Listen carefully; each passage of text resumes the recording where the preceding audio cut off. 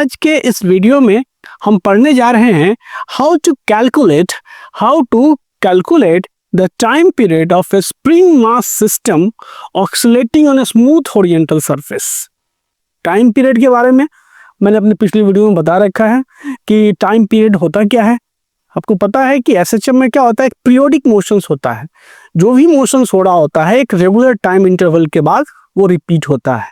तो minimum time interval after which जो एक पूरा का पूरा ऑक्सीलेशन कंप्लीट हो जाता है उसको हम लोग क्या बोलते हैं, टाइम पीरियड बोलते हैं। तो हमें इस सिस्टम का क्या है, ऑक्सीलेशन का टाइम पीरियड निकालना है, सिंपल हार्मोनिक मोशंस का टाइम पीरियड निकालना है। अब जो सबसे इंपॉर्टेंट बात यह हो जाती है कि आप लोगों ने बुक्स में देखे होंगे कि वहां दो प्रोसेस के थ्रू चीजों को समझाया जाता है। एक बोला जाता है रिस्टोरिंग फोर्स मेथड, एक बोला जाता है रिस्टोरिंग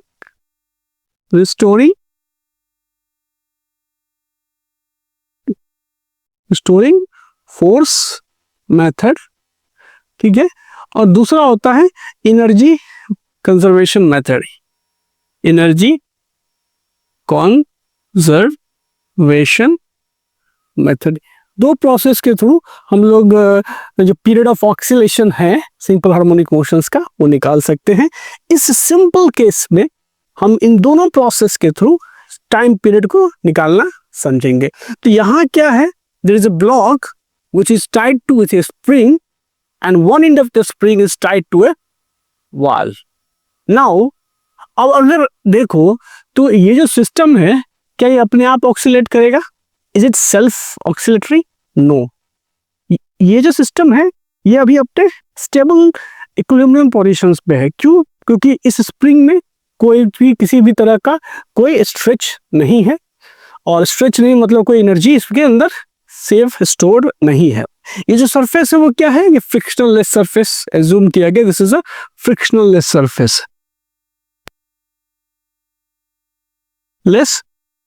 सरफेस।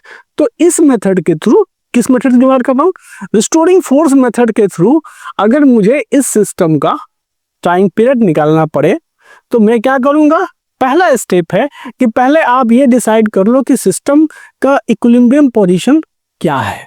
तो आप खुद देख रहे हो कि ये सिस्टम अभी स्प्रिंग रिलैक्स स्टेट में है, और अभी जहां भी ये सिस्टम है it is a equilibrium positions, और इसी पोजीशंस के अबाउट सिंपल हार्मोनिक मोशन होगा।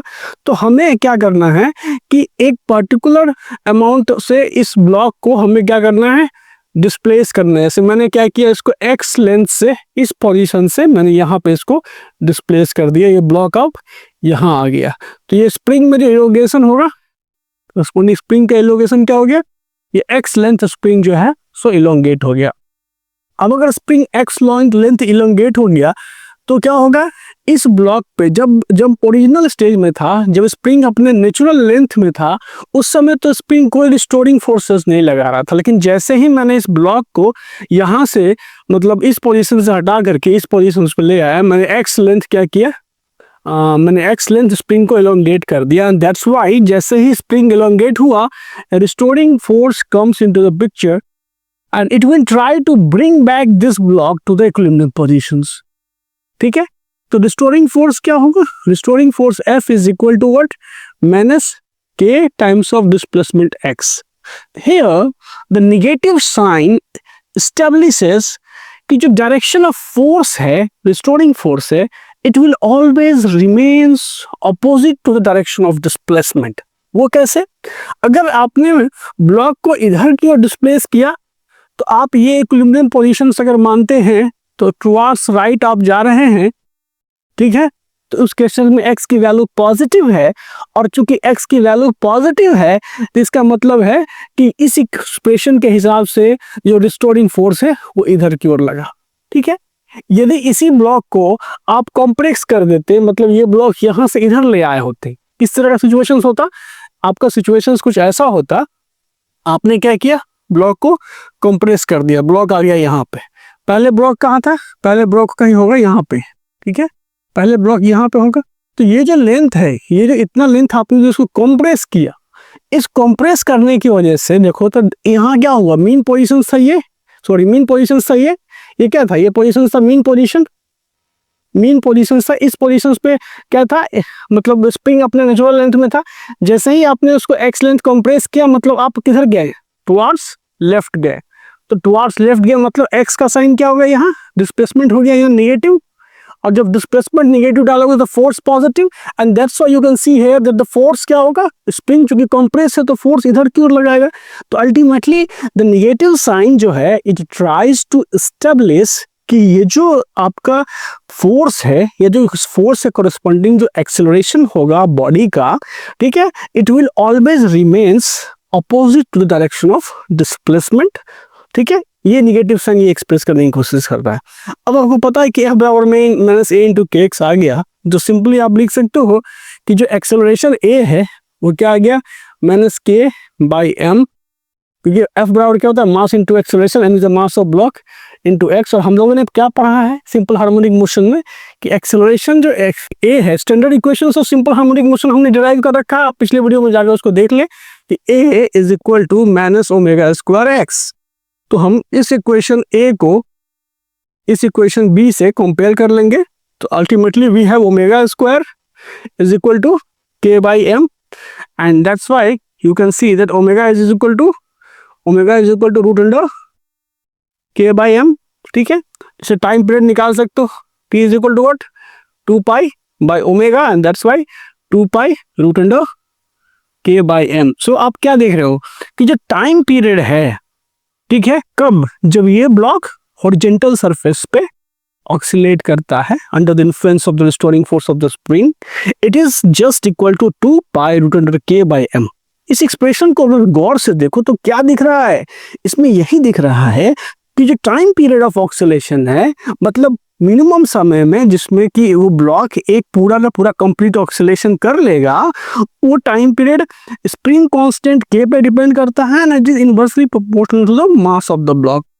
तो जितना हैवियर ब्लॉक आप स्प्रिंग के साथ अटैच करोगे उतना क्या होगा, इसकी वैल्यू कम हो जाएगी।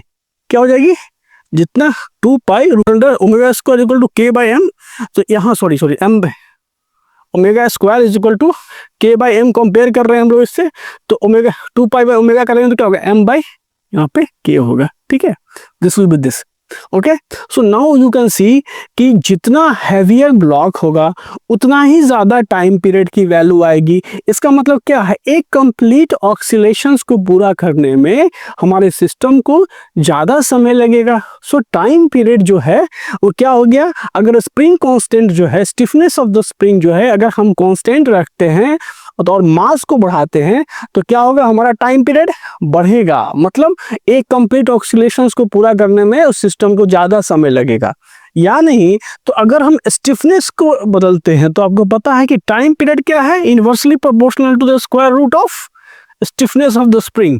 तो अकॉर्डिंगली यू कैन कैलकुलेट कि अगर आपने मतलब स्टिफनेस को बढ़ाया, ठीक है, आपको पता है कि स्टिफनेस जो होता है, के की जो वैल्यू होती है, it is inversely proportional to the length of the spring. ठीक है, तो अगर स्टिफनेस का हेराफेरी करना है, मतलब लेंथ ऑफ द स्प्रिंग के हेराफेरी करना है, तो जब आप स्टिफनेस को अदल बदल करोगे, मतलब स्टिफनेस को लेंथ के अकॉर्डिंगली चेंज करोगे, तो वहाँ इनवर्सली प्रोपोर्शनल है टाइम पीरियड, तो अकॉर्डिंगली टाइम पीरियड चेंज होगा। तो एक जो खूबसूरत चीज ये समझ में आती है कि time period of the oscillation is independent of the amplitude of the simple harmonic motion. मतलब कि ये जो ब्लॉक है वो मैक्सिमम कितनी दूरी तक जा रहा है, एक्सट्रीम पोजीशन क्या है, मतलब ये कहने का मतलब मीन पोजीशन से एक्सट्रीम पोजीशन की जो दूरी है ए, इससे इसकी वैल्यू, टाइम पीरियड की वैल्यू इंडिपेंडेंट है। तो ये तो था मेरा कौन सा मेथड, हमने ये चीज निकाली है रिस्टोरिंग फोर्स मेथड से। कैसे निकाली है हम लोगों ने, रिस्टोरिंग फोर्स मेथड से निकाली है। रिस्टोरिंग फोर्स, क्यों रिस्टोरिंग फोर्स मेथड से निकाली है, क्योंकि हमने क्या किया कि इस ब्लॉक को एक मतलब स्मॉल डिस्टेंस डिस्प्लेस किया। आपको पता होगा कि एसएचएम तभी हो सकता है जब जो अमाउंट ऑफ डिस्प्लेसमेंट है वो जो सराउंडिंग डायमेंशन से क्या होना चाहिए, इसके सराउंडिंग डायमेंशन छोटा होना चाहिए। पर जब ज़्यादा आप जैसे ही इसको मतलब ब्लॉक को ज़्यादा डिस्टेंस तक डिस्प्लेस कर दोगे तो ये जो स्प्रिंग का जो अंदर जो रिस्टोरिंग फोर्स है, it does not remains like F equal to minus K into X. ठीक है, उसका फिर मतलब सिचुएशंस बदल जाएगा। सो दैट्स वाई हम लोग क्या करते हैं, स्मॉलर डिस्टेंस उसको डिस्प्लेस करते हैं, किसी आर्बिट्री डिस्टेंस x पे डिस्प्लेस करते हैं, रिस्टोरिंग फोर्स कैलकुलेट करते हैं, और जब रिस्टोरिंग फोर्स कैलकुलेट कर लेते हैं तो standard equations of the SSM से उसको कंपेयर करते हैं, और उससे हमें जो ओमेगा स्क्वायर की वैल्यू आ जाती है, उस ओमेगा स्क्वायर से टाइम पीरियड की वैल्यू आ जाती है। This is called the restoring force method. ठीक है, अभी हम बहुत सिंपल केस को डिस्कस कर रहे हैं, ये चीजें मतलब एडवांस प्रॉब्लम में भी जाएंगे हम लोग, इसको पर सिंपल समझ लीजिए कि क्या होता है रिस्टोरिंग फोर्स मेथड। ठीक है, अब एनर्जी मेथड को समझते हैं। एनर्जी मेथड इस केस में मैं कैसे लगाऊंगा, देखो ये जो ब्लॉक है, ठीक है, दिस इज द केस है, ये है हमारा स्प्रिंग और ये है हमारा ब्लॉक। ठीक है, एम मास का स्प्रिंग, सॉरी एम मास का ब्लॉक के स्प्रिंग कांस्टेंट, ये से अटैच है, ये सरफेस क्या है, फ्रिक्शनलेस। यही सिचुएशन है, हम एनर्जी मेथड से इसको समझने की कोशिश कर रहे हैं। तो इसमें मैंने क्या किया है कि ये जो ब्लॉक है वो कोई किसी आर्बिट्री डिस्टेंस x पे फ्रॉम द मीन पोजीशन, आपको पता है ना कि रिलैक्स्ड, इसी स्टेट में स्प्रिंग रिलैक्स्ड है एंड यही इसका मीन पोजीशन है। तो मैं क्या एज्यूम करता हूँ, इस ब्लॉक को मतलब मैं एज्यूम करता हूँ अपने मीन पोजीशन से ये x डिस्टेंस अवे है, मतलब this is the mean position and the block is x distance away from the mean position. और इस मोमेंट पे ब्लॉक किधर भागने जा रही है, ब्लॉक की वेलोसिटी इधर v है।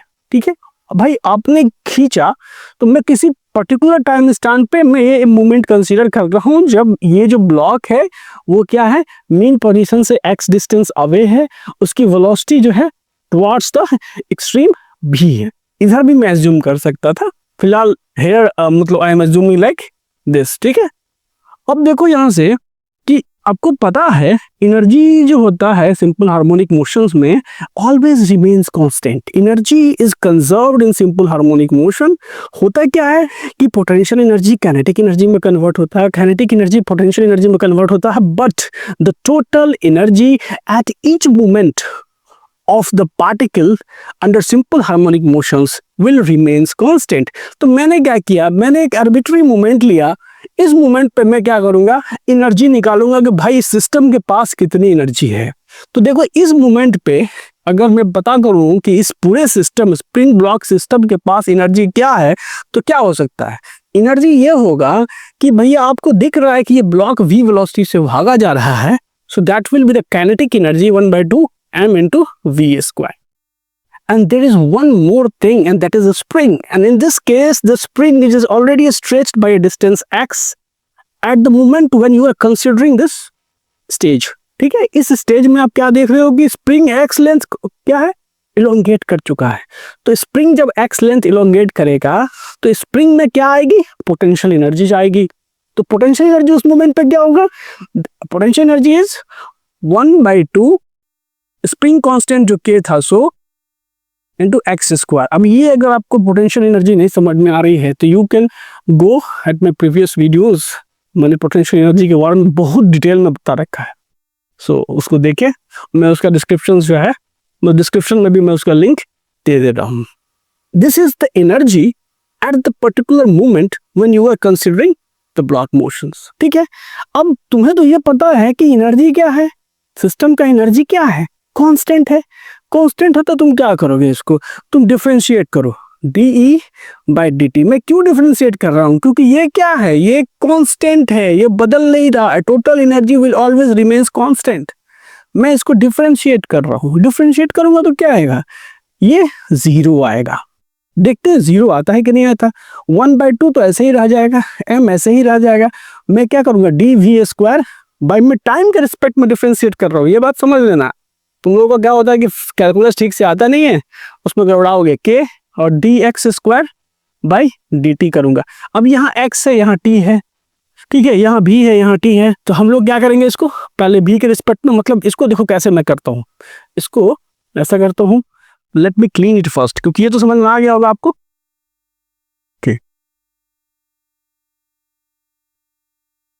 ठीक है, हम इसको क्या कर रहे हैं, इसको देखो यहाँ से मेरे पास जो सिचुएशन है वो ये है, तो मैं क्या कर रहा हूँ कि 1/2 खत्म कर दो, क्योंकि यहाँ 0 है, मैंने उसको इधर भेजा, सब खत्म। तो अब आ गया m और ये हो गया dv² by dv into dv/dt plus 1/2 के dx² by dx into dx by dt and this is equal to 0। मैंने इसी इक्वेशंस को क्या किया, ये जो dv स्क्वायर था यहाँ dt था, तो मैंने पहले dv से डिफरेंशिएट किया, फिर उसको dv by dt। तुम देखोगे अगर उसको dv dv काट दो, dx dx काट दो, you will get the same expression here. ठीक है, तो उसमें मत कंफ्यूज होना कि ये यहाँ से कैसे आ गया। ठीक है, यहीं पर लोग मतलब बेसिक लेवल के लोग जो होते हैं यहीं पे कंफ्यूज हो जाते हैं। ये जो dv स्क्वायर बाय dt है, ठीक है, वो टाइम के रिस्पेक्ट में तो v स्क्वायर का डिफरेंशिएशन करने जा रहे थे, तो मैंने क्या किया, इसको पहले v के रिस्पेक्ट में डिफरेंशिएट किया और फिर dv बाय dt किया। तो this is the equation you got. ठीक है, अब यहाँ से देखो तुम लिख सकते हो dv स्क्वायर बाय dv, तो पता है कि dx स्क्वायर बाय x क्या होगा, twice of x। That's why यहाँ भी तुम वही फॉर्मूला लगाओ, m ट्वाइस ऑफ v, ठीक है, इंटू dv बाय dt। मतलब what is dv by dt, rate of change in velocity। dv by dt is the acceleration, so 2v into यहाँ पे तुम a लिख सकते हो plus 1/2 k dx square by dy, मतलब ट्वाइस ऑफ x, और dx by dt को क्या लिखोगे, velocity, velocity of what, velocity of this block, so v and this is equal to 0। now what do you do, v से v हटाओ, साफ करो, twice m into a, ठीक है, ये क्या है, ट्वाइस m into a, और यहाँ पे तो 1/2 का खेला था, ही यहाँ भी 1/2 था, ठीक है, और यहाँ भी 1/2 था, तो 1/2 का खत्म नहीं था, यहाँ 1/2 है क्यों, कंफ्यूज कर रहा है क्या हम लोग को। हाँ, तो ट्वाइस का खेला भी खत्म हो गया, ट्वाइस हटाओ, ये क्या आ गया, अब v भी खत्म हो गया, यहाँ से v कट गया, v कट गया, 2 कट गया, 2 कट गया, तो m इंटू ए प्लस यहाँ से k into X is equal to 0 and a is equal to minus यहाँ से k by m into X. तुम्हें पता है एक तो इक्वेशन ये हो गया, and you know the standard equation of a simple harmonic motion. मतलब अगर कोई ऑब्जेक्ट सिंपल हार्मोनिक मोशन में है तो it will definitely following the expression acceleration is equal to minus of omega square X. यही था स्टैंडर्ड इक्वेशन ऑफ एसएचएम। तो यहाँ से क्या निकला, ओमेगा स्क्वायर की वैल्यू क्या आ गई, ओमेगा स्क्वायर की वैल्यू आ गई k by M. It is similar to the value that you calculated in case of the restoring force method. तो ये जब वैल्यू आ गई तो t की वैल्यू तुम निकाल सकते हो, t बराबर व्हाट, 2 पाई बाई ओमेगा। ठीक है, जब डालोगे तो t बराबर क्या आ जाएगा, 2 pi root under m by K. I hope कि चीजें समझ में आई हैं। ये जो मेरा पार्ट था मैं एडवांस प्रॉब्लम भी ले सकता था, बट क्या है कि आपको ये समझ में आनी चाहिए कि हो क्या रहा है, एनर्जी मेथड या रिस्टोरिंग फोर्स मेथड ये कोई मतलब अचानक से नहीं आ गया है। आपने पढ़ा है स्टार्टिंग से, जब एसएचएम का क्लासेस हो रहा था तो आपने ये समझा कि क्यों एनर्जी कांस्टेंट होता है चाहे मोशंस हो रहा हो। तो ऑब्वियस बात है, मोशन हो रहा है तो वेलोसिटी चेंज हो रही है, वेलोसिटी चेंज हो रही है तो एनर्जी चेंज हो रही है, लग रहा होगा आपको। लेकिन नहीं, अगर जिस हो गया रहा है कि काइनेटिक एनर्जी पोटेंशियल एनर्जी में कन्वर्ट हो रही है, पोटेंशियल एनर्जी काइनेटिक एनर्जी में कन्वर्ट हो रही है मोशंस के दौरान, तो आपको लग रहा है एनर्जी चेंज हो रही है, but not. Total energy of the particle during oscillations always remains constant. दूसरा चीज रिस्टोरिंग फोर्स का मेथड था, ठीक है, और रिस्टोरिंग फोर्स मेथड में हम कर क्या रहे हैं, हम लोग रिस्टोरिंग फोर्स निकाल रहे हैं, किसी आर्बिट्री डिस्टेंस पर सिस्टम को डिस्प्लेस कर देते हैं, रिस्टोरिंग फोर्स निकाल लेते हैं, उस रिस्टोरिंग फोर्स निकालने के बाद एक्सेलरेशन निकालते हैं और स्टैंडर्ड क्वेश्चन से उसको कंपेयर कर देते हैं। That's it. आई होप कि आपको समझ में आया होगा। बने रहें, हम लोग इसमें बहुत एडवांस प्रॉब्लम में डिस्कस करने वाले हैं। Thank you.